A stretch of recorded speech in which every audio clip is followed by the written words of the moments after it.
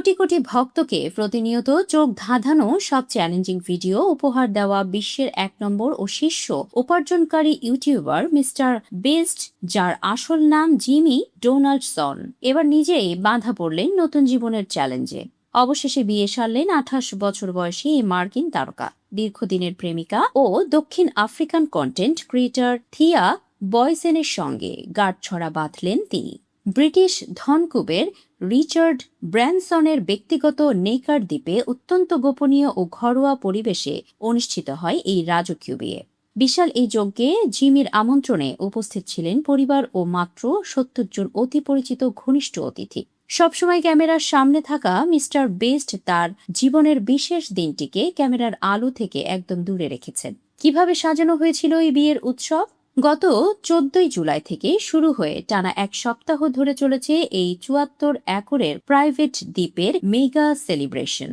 বিয়ের মূল আনুষ্ঠানিকতার পাশাপাশি অতিথিদের জন্য কাইট সার্ফিং, স্নরকেলিং ও বন্যপ্রাণীদের সঙ্গে সময় কাটানোর মতো থ্রিলিং সব ব্যবস্থার আয়োজন রাখা হয়েছিল।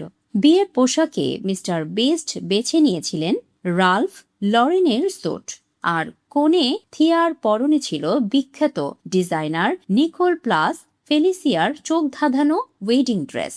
শপথ গ্রহণ পর্ব শেষে লেডি গাগা ও ব্রুনো মার্সের জনপ্রিয় গান ডাই উইথ আ স্মাইল এর তালে রোমান্টিক প্রথম নাচ পরিবেশন করেন নবদম্পতি।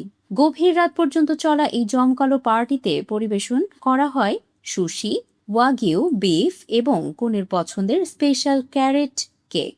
কিন্তু কিভাবে শুরু হয়েছিল মিস্টার বেস্ট ও থিয়া বয়সেনের এই ভালোবাসার গল্প? জানা যায় ২০২২ সালে দক্ষিণ আফ্রিকা সফরের সময় এক সাধারণ বন্ধুর মাধ্যমে জিমির সাথে পরিচয় হয় থিয়ার।